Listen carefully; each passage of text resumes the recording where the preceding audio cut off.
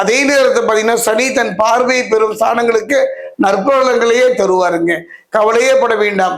அதாவது சனி பகவான் கொடுப்பதை யார் தடுப்பார், இவர் தடுத்தார் யார் கொடுப்பார் என்பதை போல சில நல்ல நற்பலன்களை சனி பகவான் இந்த காலகட்டத்துல பெறப்போயிட. என்னுடைய அனுபவத்துல தனுசுவை பொறுத்தவரைக்கும் சனியினால எந்த காலத்திலையுமே நற்பொருளை பெற முடியாமல் தவித்துத்தான் போய்விட்டீர்கள். கர்ம பலனின் காரணமாக கதறித்தான் போய்விட்டீர்கள். அப்படிப்பட்ட ஒரு காலகட்டம் தான் இந்த காலகட்டம். பாத்தீங்கன்னா கடன்கள், நோய்கள் ஆகியவற்றின் தாக்கத்தை குறைப்பார்.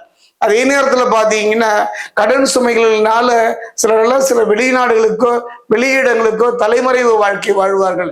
யாரோ செய்த படிபாவங்களை இவர்கள் சுமந்து திரிகின்ற ஒரு காலகட்டம். கவலையே பட வேண்டாம், அந்த நிலை மாறும். சகோதர சகோதரிகள் மத்தியில் இருந்த கருத்து வேறுபாடுகள் படிப்படியாக குறைவதை பார்ப்பீர்கள்.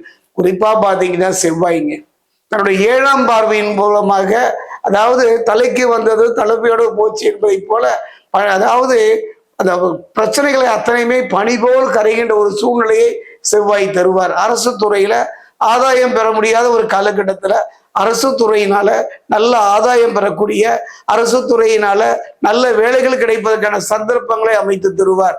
அதாவது பூமிகாரன் என்று சொல்வதற்கு இயல்புக்கு ஏற்ப